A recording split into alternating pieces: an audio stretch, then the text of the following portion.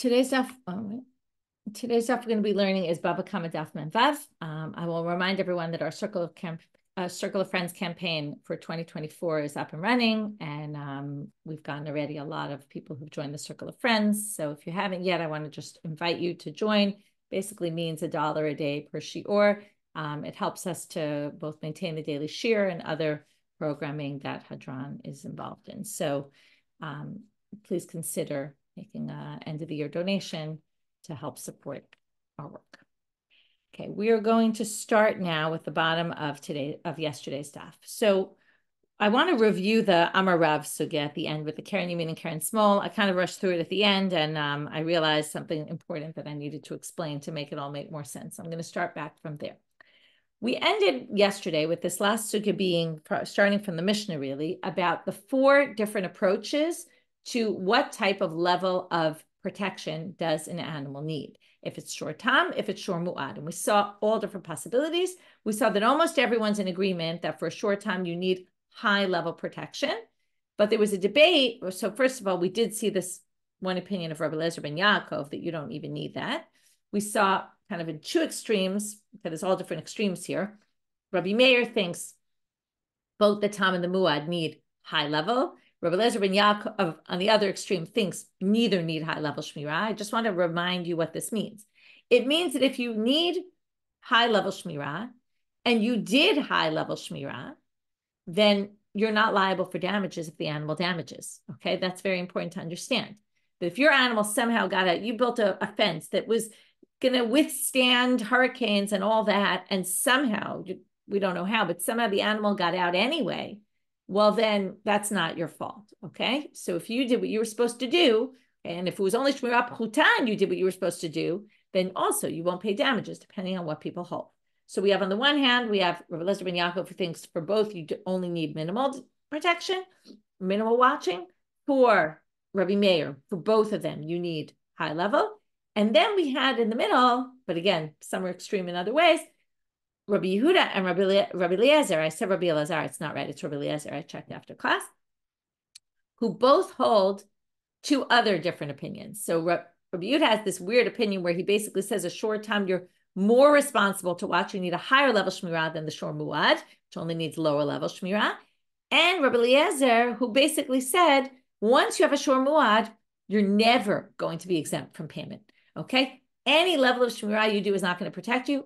And therefore, the only thing you have to do really is to kill the ox, because otherwise you're going to end up paying damages. It doesn't really mean, by the way, that you have to kill the ox. Although we'll see maybe by the end of the sugya, maybe they do think that he does think you have to kill the ox. But one way of understanding him is you don't have to kill the ox, but if you want to get out of payment, there's no way to get out of payment unless the ox is dead and won't actually damage. So now Rav makes this statement, and then the Gemara is going to try to figure out who's the statement go with. And one more point to make before we move on, which is Rav Ada bar Abba. Ada bar Abba understands Rabbi Yehuda, and this is the way we've been understanding Rabbi Yehuda until now, and Rav has this other way of reading it. But we understood Rabbi Yehuda that even though the shor muad needs less protection than a shor tam, but so let's say if it only needs shmirah pchuta, that means you won't pay if the animal gores if you did your shmirah pchuta. So you put a leash on and tied him up to somewhere and he broke out, you won't be liable. But if he was a short time, you would be. So it's a little bit counterintuitive, to which Rabbi Abba says, but wait, Rabbi Yehuda thinks that muad payment is made up of tam and muad. And since they're made up of they're made up of both parts, if you have your short muad and you protect him the minor, but you don't protect the major, while you'll be exempt from the muad payment, you'll actually still have to pay for the tam payment. So you'll still have to pay the same that you paid for a short tam for doing the lower level shmirah, okay? Because it still has the element of tam in it. So you won't pay for the muad part, but you won't pay any less than you would have paid the short. It's a short tam. So now Rav makes this statement. Muad l'keren yamin, eno muad l'keren small. So I'm 6 lines from the bottom of Mem Hamotzi. If it's muad for the right, then it's not muad for the left. That means if it's gored already a bunch of times with the right horn, it's not going to be muad for the left horn. That's a little strange statement. First of all, Tosfot questions whether this means specifically right and left, did they specifically go in that direction, or would it go in both directions? Because do we say right is one thing, because right, usually that's people's strong side for a shor also. And maybe, and I never looked into it, I don't know if shors are generally righty, but basically, someone could check that out and let me know. But basically, this isn't specifically right, left, and the right because we assume just because it goes with the right, it won't with the left. Or would it go in both directions? Okay, that's just a side. But the point is, and this is what I didn't point out yesterday, this statement saying muad for yamin, muad for shmo the Gemara assumes he must be saying more than just, so if it now gores on the left side, you're only going to have to pay half damages, because they assume that that's obvious, because that's like muad la'adam, is it muad l'be'ema, or muad l'be'ema, muad la'adam, all those things, muad for this animal, is it muad for that animal? This would just fall into that basic category and would be no different. So therefore, they assume, and this is the big point that I didn't mention yesterday, that it must be saying that there's some sort of animal here that require different levels of shmirah for different parts of the body, okay, which is crazy, right? That's what basically we have to say, that you could have an animal that you have to watch in a particular way because of the right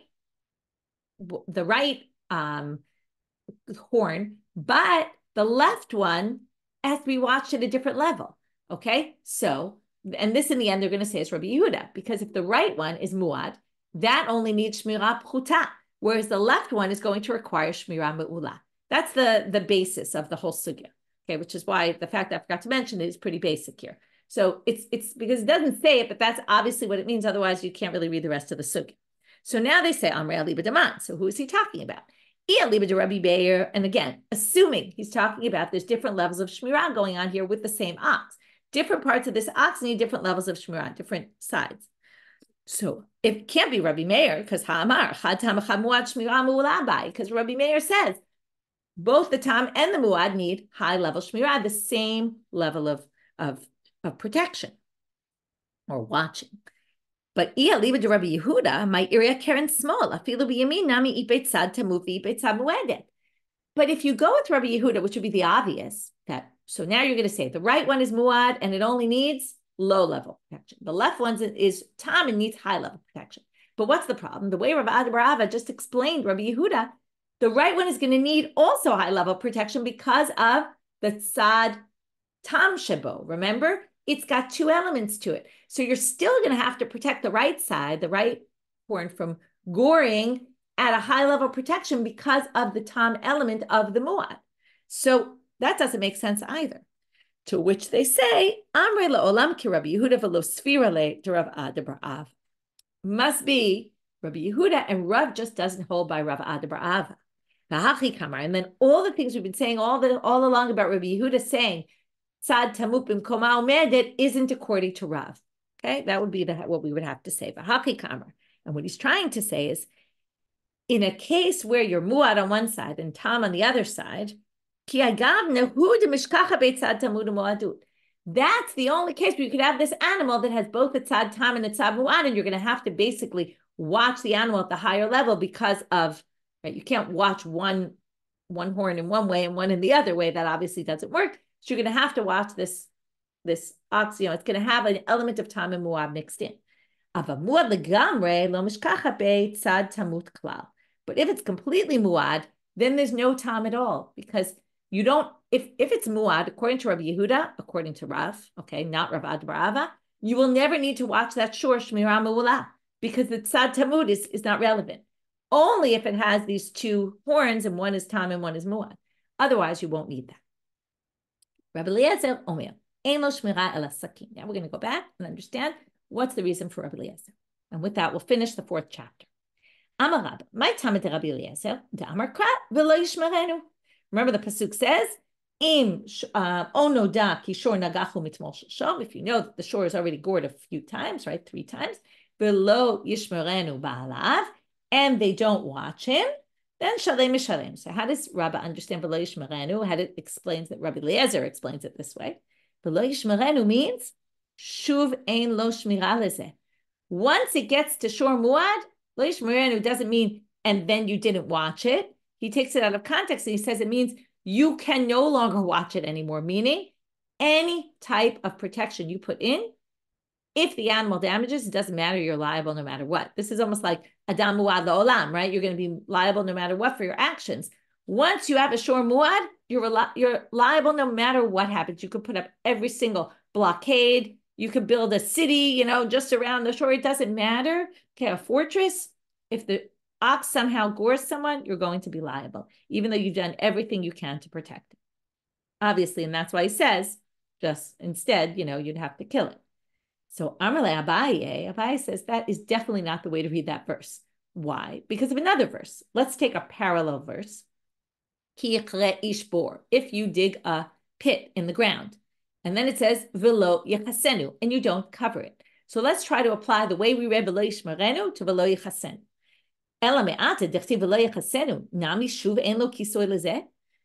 If you dig a pit and you don't cover it, and someone falls in, right? You're alive, and an animal falls in, you're going to be liable. So now they say, does that mean you can't ever cover the boar? Once you've dug it, and let's say you cover it and seal a cover on, what, you're going to be responsible? Of course not. It doesn't mean, lo yachasenu doesn't mean there's no way you can ever protect this pit from damaging, and you're going to be liable for damages forever. And if you want to say maybe it is true, let's say I covered my pit, and someone else uncovers it, maybe I'm responsible because I dug the pit. Not true. The Hadran, it says in Mishna, if I covered it properly, and somehow an ox or a donkey falls in, I'm exempt because I covered it. I did what I was supposed to do. So this shows there is a way to cover it, which means that the parallel pasuk to watch it, you didn't watch it properly. It means there is a way to watch it. So that can't prove Rabbi Eliezer. Ella Amar Abaye, so Abaye rejects Rabbi's explanation and brings his own. Hainutami de Rabbi Eliezer kedetanya. Rabbi Natan Omer, this is a brayta we saw before. Rabbi Natan says, "Minayin shelo yigadel adam kelev ra b'toch beito." How do we know that you're not allowed to breed a wild dog? Okay, a bad dog, a dog that could go and attack dog. Va'al ya'amid sulam ra'ua b'toch beito, and you shouldn't put a ladder in your house that's rickety, that's going to fall, that someone could fall and kill themselves on. They learned this from the pasuk. What's the context of this pasuk? This is about, I'll read you the whole pasuk. Dvarim, chapter 22, verse 8. Ki tivne bayit chadash, when you build a new house, va'asita ma'akel legagecha. You have to put the word now. Okay, right? You have to put a railing around your roof to protect it. Below tasim damim bebeitecha, so that you don't cause any death in your house. You don't have blood in your house. Ki polanofel mimenu, that somebody could fall from your roof. So just like that, you can't keep this animal in your house because this animal is a hazard. This, by the way, goes better with the explanation that you actually have to get rid of the animal, okay? Because the animal is a hazard, as opposed to what I suggested before, which maybe just means, well, you don't have to watch the animal, but you're going to be liable for damages if the animal gores. This is going one step farther to say not only that, but since this animal is proven to be a dangerous animal, you must get rid of the animal. And with that, Hadran alav shor shenagach arba chamisha, and now we're moving on to the new chapter. This starts off with two cases, this Mishna, and one of the cases we already learned. They're both kind of parallel cases, but you'll see how they're different. Shor shenagachat hapara. Okay, para is female, it's a cow, and the bull is male. So we're going to play with the male and female because the female in both cases we're going to see is pregnant. So shor shenagachat hapara, so an ox gores a cow, v'nimtza ubara b'tzida. And then you find a little baby newborn calf next to the scene. Ve'ein yadua, imad shalona chayalda, and the newborn, in this case, the calf is dead. Okay, so you find a dead fetus, basically, or a baby newborn, dead next to her. Ve'ein yadua, imad shalona chayalda, imishana chayalda. The whole question is, was the fetus dead before, or was the fetus dead on account of the goring? So if the fetus is dead on account of the goring, obviously the owner of the shor is going to have to pay damages. So let's go back to our case. Our basic case, we have Ruth, who's the owner of the shor, who kills Naomi's cow and possibly the ubar, the fetus. So what does Ruth have to pay? Well, now we're going to learn that it's a shor tam case, okay? The shor is only liable for half damages. So half damages of what? Well, mishalem chatzi nezek lepara. Okay, that's obvious. Ruth is going to have to pay half the damages for Naomi's cow. Urevia nezek lavlad, and a quarter damages for the fetus. Why? Well, we're going to see in a minute in the Gemara. This is Sumchus' opinion that anytime we have a doubt, there's a doubt. Does Ruth have to pay half damages for the fetus, or does she have to pay nothing for the fetus? So what do? We split it 50-50 between Ruth and Naomi. So Naomi will get half, and Ruth will keep half. So Ruth pays a quarter. And likewise, if the case was flipped. Now, Ruth is going to be the owner of the ox here, and Naomi is going to be the owner of the cow. And no, I said that wrong. Sorry. Ruth is the owner of the cow in this case, and Naomi is the owner of the ox. So now, parasha nakha, because Ruth's ox is the one that gores. This time it was the cow who gored the ox and was pregnant. And then there's actually a newborn calf right here, okay, that's born. And we don't know, we don't know, was the calf born before the nigicha, before Ruth's cow gored, which means that we have no way to know if the fetus was part of the goring or not. If the calf was born before the goring, then it has absolutely nothing to do here, right? It's irrelevant to the whole picture. But right, that was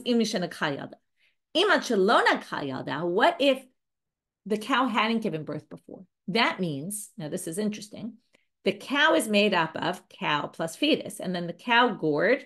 So then you would have to pay half damages based on, okay, this is a little tricky because isn't the half damages based on the damage done, but it's also paid migufo, remember, from the body of the animal. So is it paid from the body of the cow and the body of the fetus? Okay, so what do we say? Just like in the previous, mishtalem chatzi nezek min hapara u'revia nezek min havlad. So we take half damages from the cow and quarter damages from the fetus, okay, or actually from the newborn calf. This time it's actually born and it's alive. So we basically pay the damages from half of the cow, because it's right, migufo and half, and quarter damages from the animal. Now, this is a little bit of a problem because it sounds, okay, the Gemara is going to ask this very last sugya we're going to see today, which is you're ending up paying 3/4 damages. You're actually paying more than you should be paying. Ruth is ending up paying half damages from, okay, it's not clear what exactly the Mishna means here. This is a very difficult Mishna, because don't you just pay the damage that was caused, half the damage that was caused? This seems to ignore that. This seems to be saying you pay half of the damage from Ruth's cow and another quarter damage from the calf, which means 3/4 damage, which is very weird where we ever hear of 3/4 damage, and we're going to have to deal with it. But that we'll get to at the very end. So let's just put that case aside right now, and we'll come back to it. I'm not sure. I just look like in the chat someone was writing about I think something that's not relevant. Right. The ox is not stone because this is not a human. Okay. This is or maybe that's what you're asking. What if it was human? They're not talking about humans here. They're talking about animals. And because it's animals, right, there's no death to the animal. This is all just payment of shor time. That's it. So now Amar Rav Yehuda Amar Shmuel, and now we're going to get off on a long tangent here. Zo divrei Sumchus. This, by the way, matches Sumchus, this Mishnah. And that's when we mentioned this, when we talked about Sumchus last time, when we quoted this Mishnah. De'amar mamon hamutal b'safek chokim. Because Sumchus holds that anytime there's a debate, or not anytime, but that was the whole thing that we were discussing last time when we brought up Sumchus. But in a lot of situations where we have a debate and two people have claims on the same money, okay, in this case, right, we don't know what the situation is. We don't know when this fetus was, died. Let's go to the first case. We're not sure. So what do we say? Does Ruth owe Naomi the money, or is Naomi deserving of the money? And we really have no idea. So what does Sumchus say? We split it 50-50. And that's why in the first case, right, Ruth will have to pay quarter damages for the fetus, the dead fetus. And in case number 2, Ruth will have to pay quarter damages from the newborn animal, because we don't know if the newborn animal was a partner to the crime or not. Instead of paying half, it's quarter, they split it. Okay, so Naomi gets quarter less possibly than she might have, and Ruth pays a quarter more than possibly she might have. It's a compromise approach. Aval, but by the way, the rabbis don't agree with this because this is Sumchus, and the rabbis disagree with Sumchus. Chachamim omrim, and from here we're going to get off on a big tangent into the rabbis' approach. Ze klal gadol badin. Okay, they add these words, which the Gemara is going to say, why did you add these words? This is a big principle in laws. Okay, in torts, you could say, hamotzi, mechavero, alav, hareaya. Anyone who wants to get money out of someone else, in this case, that's Naomi, who's claiming damages, the burden of proof is on her. So actually, in both cases, Naomi's not going to get any quarter. She's not going to get anything according to the rabbis because the burden of proof is on her. She wants to get money out of Ruth. She's got to prove it. And here, there's no way to prove it. Nobody knows when the animal was born or when the fetus died. So therefore, she's not going to get any money. So before we get back to our case, the Gemara is going to ask first, what is this? This is a big principle. What is that teaching us? So it's you need it for the following. And this is the last time we met Sumchus. This is what we discussed.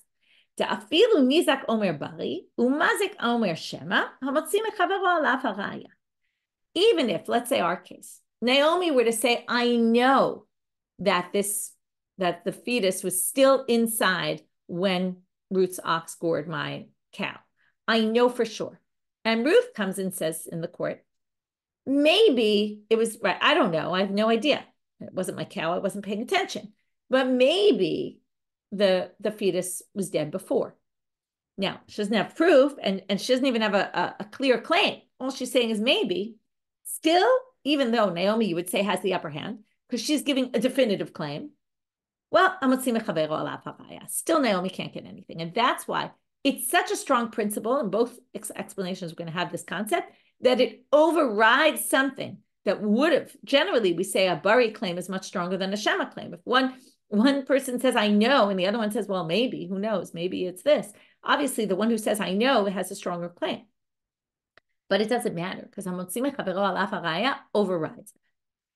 Inami, alternatively, you could say, and this is going to take us a while to get back to where we're going here. Okay, so just remember, keep in mind that what we want to ultimately say is, how strong is this hamotzi mechavero alav hareaya? But hold off, because now we're going to go into a whole case, see a big machloket, explain it, and then come back to our main point. So the second is, l'chiha de itmar was said, hamocher shor lechavero v'nimtza nagchan. Okay, you sold me a shor. And it turns out the shor that I bought was a goring ox. Okay, it had a propensity to gore, but you didn't tell me that when you sold it to me. Now, this to me is a big pain in the neck. I wanted to use the shor for plowing, and now I have to watch this shor extra carefully because it's going to gore and I'm going to be liable for damages for it. I didn't want to buy a shor that I'm going to have to start paying money for, and paying damages every time it gores. So Rav says, no problem. I can go back to you, who I bought it from, and say, I want my money back. And you have to give it back to me. Shmuel disagrees and says, well, animals, shvarim, particularly oxen, are sold either for plowing or for slaughtering. Now, if I bought it for plowing, it's a big pain in the neck that I now have a goring ox. But if I bought it for slaughtering, it's irrelevant because I'm just going to slaughter it in the next day or so, and chances that the animal will damage in the interim are slim. And what's the difference? That once the animal's slaughtered, it obviously isn't going to gore anymore. So you don't have to give me back my money and take back your ox. You could say, I sold it to you for slaughtering. So now the Gemara says, I don't get that. We have this debate that I claim I bought it for plowing. You claim I bought it for slaughtering. And we have we don't know who's right, but of course we know who's right. Come on, let's go. There's all sorts of ways you could check for what reason I bought this shor. How can you check? So first they suggest, why don't we just check? Let's go back to my previous history. All the shvarim I bought in the last year, did I buy them for slaughtering or did I buy them for plowing? If every time I go shopping and I buy oxen, I buy them for slaughtering, then it's obvious I bought it for slaughtering and I have no claim. If I bought them for plowing, okay, ridya is plowing and nechsata is slaughtering. So if that's the case, right, we look, if I always buy them for plowing, then obviously I could get my money back. So they say, okay, so it must be in order to make this case make sense and the machloket makes sense, the machloket's in a case where I sometimes buy them for slaughtering, I sometimes buy them for plowing, and there's no way to know from my previous track record what I was looking for. Okay, but there's other ways to figure it out. Why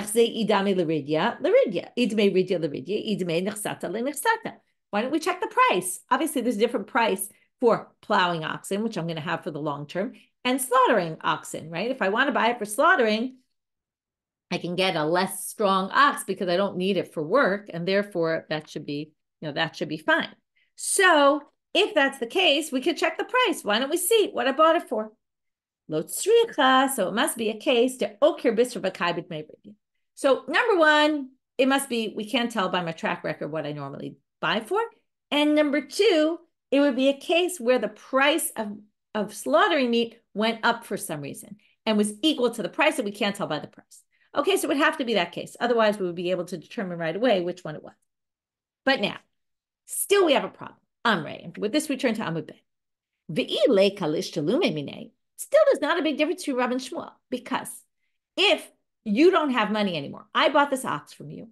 Turns out it was a nakhan. I go to you and I say, I want to return this ox. According to Rav, I can get my money back. But what if you don't have money? What if you spent the money already and you don't have any other money? And you have nothing to return the money with, the money for the animal with. What would happen? Basically, I would keep the ox in exchange for the money. As people say, from someone who you owe money to, you can theoretically not pay them money, but pay them in brand. Do you remember this?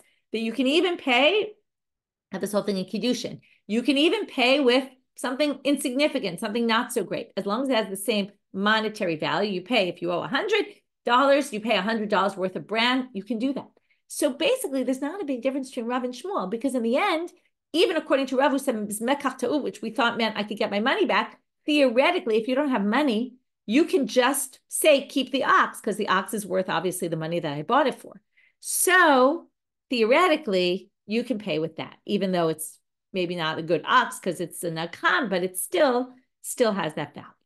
So the Gemara says it must be the machloket is lo tzricha di'ika li'ishtalu me'minei. It must be a case where you actually do have. And the reason why they're having a machloket is because you actually have money in which to pay me back. And now Rav says you have to pay me back the money, and Shmuel says you don't. I keep the ox. Now, why is this? So now we're going to get to finally, now what were we going here for? How strong is hamotzi, mechavero, alav, hareaya? Why did they say this is such a big principle? So now we're going to understand Rav and Shmuel, and we're going to explain Shmuel on the basis of hamotzi, mechavero, alav, hareaya. So Rav amar hareaya mekach ta'ud. Why does Rav say it's a mekach ta'ud? And basically, you have to return me my money. Zil bataruba, because we follow the majority. What happens in the shuk? The majority of people, ruba di'inashe l'rid yehu dezavde. Most people in the shuk buy oxen for the long term, for plowing. Ushmuel omer amal, even if most of the people buy for plowing, yachol shiomar lo l'shrita machartivla. You could still claim, yeah, it's true. Most people buy oxen for plowing, but this one, I sold it to you for slaughter. And we don't follow Rov. Why don't we follow Rov? And here goes the big line. Ki azlina bataruba bi'isura. When we say, and we've said this many, many times, we go by majority in halacha, many, many situations.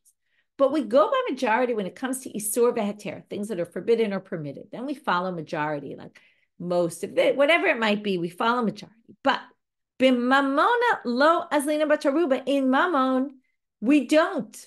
Okay, even though it says in the Torah, Hare Rabim Lahatot, and from there we learn all divrei rov, we follow the majority, not when it comes to monetary law, because there's a bigger principle, and that's why it says Zeklal Gadol, because it overrides other principles. Ela hamotzi mechavero alav hareaya. So now we've proven the reason why they said this is a big principle is because number one, it overrides shema, bari claim, even if someone has a bari of a definite claim against a shema claim against a non-definitive claim. Still, we're going to use hamotzi mechavero alav hareaya, and the person who has the shema claim could come out on top. And also, it overrides Rov, as you see Shmuel uses it here. Rav obviously doesn't agree here, but Shmuel uses it to say we don't follow the majority in this case. And even if the majority of people buy it for plowing, I have no claim against you when I say, what do you mean? It's a shor, I bought it for slaughtering. Again, this is a case where we don't know what I bought it for. Nobody really knows. But if I want to take money out of your hands and get my money back, the burden of proof is on me. And therefore, until I prove that somebody heard us negotiating and heard me say that I want to buy this for slaughtering, I will not, I want to buy it for plowing, I will not be able to get my money back. So that was all to explain. Again, we started with this Mishnah with 2 cases. The Gemara said, oh, this Mishnah with 2 cases, and both those cases where we say you have to pay a quarter is all based on hamotzi, mechavero, is all based on Sumchus. Mamon and mutab safek cholkim, we split it 50-50, but the rabbis would disagree, and the rabbis wouldn't make Ruth have to pay anything in either case. Okay, she doesn't have to pay because the burden of proof is on Naomi, right, in both cases. Now, Amar of Shmuel bar Nachmani. Now we want to know, and this is really a central sugya, because all over we use this hamotzi, mechavero, alav, hareaya. First of all, in the Bavas in general, we're going to use it because it's all dine mamonot. It's monetary law. And we even mentioned it many times previously. It comes up in so many sugyot. Where do we get this from? So now they're going to quote a pasuk. Shenema, mi bal dvarim yigash alehem. The interesting pasuk they used to quote. It's in Shemot chapter 24. If you remember, we have in Parsha Yitro, there's the giving of the Torah, right? Matan, right, Har Sinai. Then we have Eila Mishpatim, Parshat Mishpatim with all these rules. And then it goes back to the scene at Har Sinai, okay? And there's this strange section that seems somewhat out of place. In that section, it says, and to the Zkenim, Moshe said, Shvu lanu bezeh, you stay here, ad asher nashuv elechem, until I come back. V'hinei Aharon v'chor imachem, right? He's going up to the Har Sinai, and he says, Aharon and Chor will be with you. Mi bal dvarim yigash alehem. Anyone who has a judgment, something they have to deal with, will go to them. Okay. So now they're going to darshan. Yigash means they will approach Aaron and Chor, meaning Aaron and Chor will take my place. Yagish raaya alehem. They say yigash is not just they will come forward, but they will be megish. They will bring the proofs, meaning whoever comes to claim money will have to be the one to bring the proof. That's what yigash is read as yagish. Okay, it's a different form of the same word, but yigash is to come and yagish is to bring forward.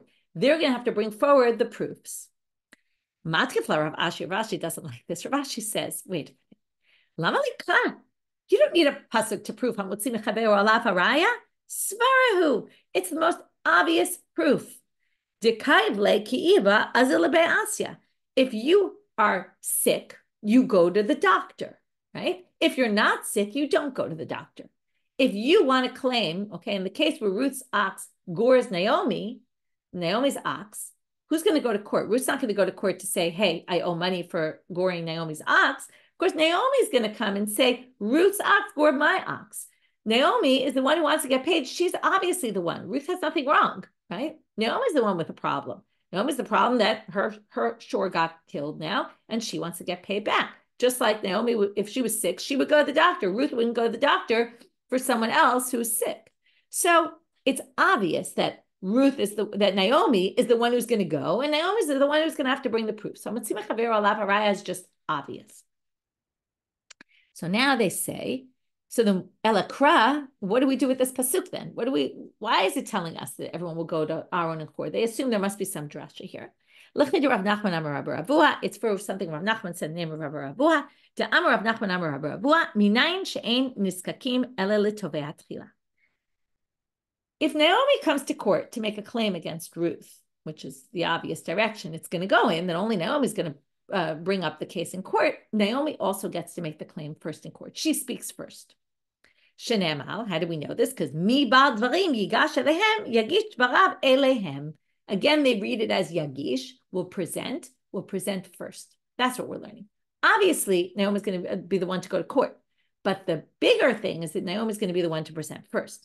And they're going to say, they don't say this inside, but the commentaries say, because it's important for the next line, even if Ruth has a counterclaim, like for example, let's say it wasn't damages. Let's say Naomi loaned money to Ruth and wants the money back. And Ruth claims that I gave Naomi a collateral. and therefore I'm owed my collateral back, or I don't owe the money because she has my collateral and she has a counterclaim of something that's hers that is in Naomi's hands. Still, in that case, since Naomi is the one really claiming the money, she goes first. However, there's an exception. They said in sometimes we're actually going to let the other person start, the one who's getting claimed, that the claims are against them. In what case will we let them start? Let's say the same case. Naomi lent Ruth money and is trying to get her money back. But Ruth says, I left you a collateral, and whatever I left you as a collateral is now decreasing in value by the day. Okay, it's something that's just, whether it's fruits, let's say, that are deteriorating, that are getting rotten or whatever it might be, it's deteriorating in value. And the more it deteriorates, because what's going to happen, Naomi's just going to end up keeping the collateral, but we have to evaluate what the value of the collateral is. So the more we wait, the more Ruth is going to lose out. In that case, Ruth is allowed to make the claim first. That's just an exception to the rule. Okay, so again, just to review what we did so far, okay, and then we won't review, right? We ended, I'm not going to even go back to the previous chapter. There we just ended, we tell the regel, you mean the regel small, the Karen, you mean Karen small. We use as a way to say that there's an alternative reading of Rabbi Yehuda, which doesn't include the tzad Talmud. We brought Rabbi Eliezer and understood his approach about you have to kill the animal, where he gets it from. In the end, it was lo tasim damim bebeitecha. From there, we moved to the new Mishna with these two cases of a suffix about the fetus, which we'll deal with a little bit more head on soon. We basically said the Mishna is all Sumchus, not the rabbis, because the rabbis hold hamotzi, mechavero, alav, hareaya. And when they said that line, they said this is an important principle. Why they said this is an important principle, we gave two possible reasons, like two possible situations where we're going to say, even though you might have thought to go the other way, no, this overrides, whether it's the bari claim, it even overrides, and it even overrides laws of majority. Then we brought a proof. Where does it come from? We tried to say it's from this pasuk. In the end, we say it's just logic, and it's just a logical reason. And then it's funny because when I got to the sugya, I said, oh, I don't even remember there's a sugya about this. And then I realized because in the end, we reject the proof. It's not like there really is a proof. It's just logical. And then we get to what did we use that pasuk for? And it basically goes the order of who gets to speak first, which is normally going to be the one who's making the claim, who wants to get money from someone. They get to make their claim first, but not if there's a financial loss going on the other side with the counterclaim. Now we're going to go back to this case in the Mishnah, and we're going to start to try to figure it out. So the second case of the Mishnah, we have this case. Again, let's just go back and read it inside.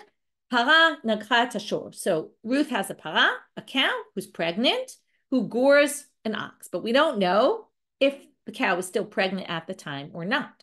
So if the cow was pregnant at the time, right, because the next thing we see is there's a little baby calf, newborn. So we don't know, was it born after? In which case, Ruth has to pay from the calf as well. If it's before, then the calf has absolutely nothing to do here. So since there's a doubt, we're going to say instead of paying half damages from the fetus, from the now the newborn, we're going to say quarter damages. Okay, that's Sumchus. Split it 50-50. So the Mishnah had said chatzi nezek urvi nezek. Ruth is going to pay half damages from her shor and quarter damages, from her cow, from her para, and quarter damages from the newborn calf. But this doesn't make any sense. Because Ruth caused damage to Naomi's ox, she should pay half damages altogether, not 3/4 damages. And we ended up here with 3/4 damages, right? How'd you get to full damages minus a quarter, which is just a way of saying 3/4, right? Often, like we say, it's 1/4 to 9, right? It's like saying the same thing here. It's 1 whole minus a quarter, okay? Basically 3/4. It's the way they said 3/4. So basically, how'd you get to 3/4 damages? Why is Ruth going to have to pay more damages than she would have paid otherwise? Sounds like instead of paying half damages, she's paying 3/4 damages. So Amar Abaye, you misunderstood. When it says chatzi nezek, what it means is half of what you should have paid, okay? Meaning, in this case, since there's shared damages, right? It's possible that the damages shared between the para, the cow, and the calf. Instead of paying half damages from the para, we're going to actually split that. The para is only going to have to pay half of half because it was short time, so it went down to half. But now it might be shared, so it'll only pay 1/4. So when it says a half, it really means 1/4. When it says 1/4, revia nezek, It's actually an eighth. So in the end, Ruth is actually going to win. She's going to pay 3/8 only. Okay? Because, again, let's just play it out. If the shor, right, we're not sure what the story is. So the cow, who definitely gored, but possibly gored together with another animal, right? Because possibly it was, again, they were really one animal, and we're going to talk about this in a minute. But basically, because we're not sure, we're going to cut it down to half of what it should have been. And likewise, since the calf didn't definitely gore, we don't even know if it gored. And if it gored, it just shared it. So we're going to drop it down too. Number one, it's not even half because maybe, right, mamonu mutaba safek cholkim, but it's not even a quarter because it was shared with someone else. So we're going to drop it to an eighth. So in the end, Naomi's actually going to lose out. She's only going to get 3/8 rather than a half. So she's down an eighth. So now the Gemara, and there's two ways to read this. I'm going to read it as a question. It could be it's a statement. It doesn't really make a difference. The content is the same in the end. But wait, if this doesn't make any sense, if the para, okay, just to answer your question, Sarah, the calf did not gore. The point is, if the calf was inside the para, it's viewed as one, and then it's viewed as two, though. Okay, now this is, you'll see in a minute why it seems absurd, because if I own, and this is what the Gemara is saying right now, if, let's say, Ruth owns the para and the vlad, which was what we thought all along. The cow is Ruth's and the vlad is Ruth's, the offspring. It doesn't make any sense that she should get away with paying 3/8. Now we can say it doesn't matter. Either which way, you damage me half, I get paid half damages. So it doesn't matter which one it was. To which they answer, what happened here? Ruth sold the cow to Yael.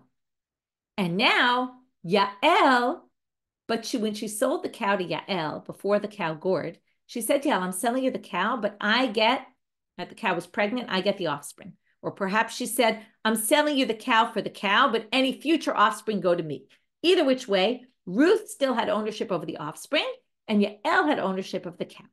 Now we have an issue, because now, again, it's a fight between who pays. There's now not only a fight between two people, Ruth and Naomi, it's three people, okay? If it was just Ruth and Naomi, then no matter what Ruth has to pay, it doesn't matter from the vlad, from the para, in the end, she has to give her the full half. But if there's two different owners, each one can claim, oh, it wasn't, what do you mean? It was you. And the other one said, no, it wasn't me, it was you.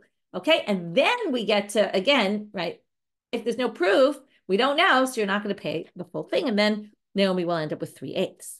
So now they say, but wait, doesn't it really depend on this? If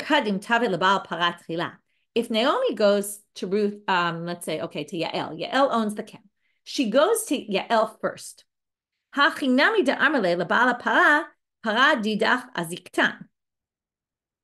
So Ruth can say, I have nothing to do with this at all. I am the owner of the calf. You're the owner of the cow. Naomi went to you. You pay full damages. You have no proof that I have any partnership in this at all. So keep me out of it. Right? Give me a proof that I have a partner. So basically, in that case, Yael will have to pay the full half. But if Naomi goes straight to Ruth and says, hey, you own the calf and that calf was part of this, then already there's a claim on her, and then she can't say, and then then basically she's saying, you're already bringing me in as if I'm a shutaf. Then she's gonna have, then we're gonna have this case where let me say it in this way. Naomi should be smart and just go to the Baal Para, because if she goes to Yael only, she'll get half.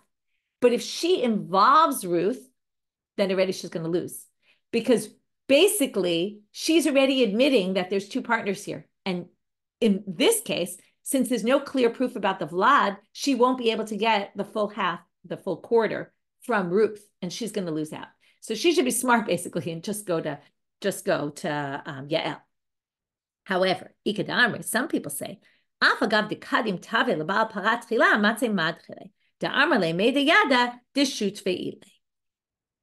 people say that even if Naomi goes first to Yael, still Ruth is part of the picture. Why? Because in the end, there's there's a chazaka. Okay, what is chazaka? Remember, we're talking about rov, we're talking about all these major things in this one daf. Chazaka means, what was the last thing we knew to be the case? The last thing we knew was that the cow was pregnant. So since we knew the cow was pregnant, whether Naomi goes straight to El or also goes straight to Ruth, it doesn't make a difference. Either which way, we have a chazaka that this cow was pregnant.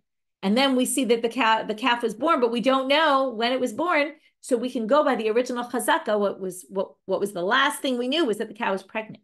So therefore, Ruth is already, no matter what, involved, and therefore, really, she's only going to get 3/8. Okay, so now comes Rava, and we're going to end with Rava's question. How can you possibly say this is what the Mishna says? The Mishna says half and a quarter. The Mishna doesn't say a quarter and an eighth. Okay? Chatzi nezek uravia nezek katani. Right? It says chatzi nezek uravia. It doesn't say echad me'arba'a, a quarter. It doesn't say echad mishmona, an eighth. So how could you possibly read into the Mishna that says half and a quarter means a quarter and an eighth? So basically, Rava rejects Abaye, and tomorrow we're going to see Rava's reading of the Mishna of why the 3/4. Okay, so again, the 3/4, according to Abaye, turned into 3/8 and not really 3/4. Okay, but Rava says that really doesn't match what it says in the Mishna, so we'll have to wait till tomorrow to see how Rava addresses this. And with that, we'll finish today's stuff. Wishing everybody a good day.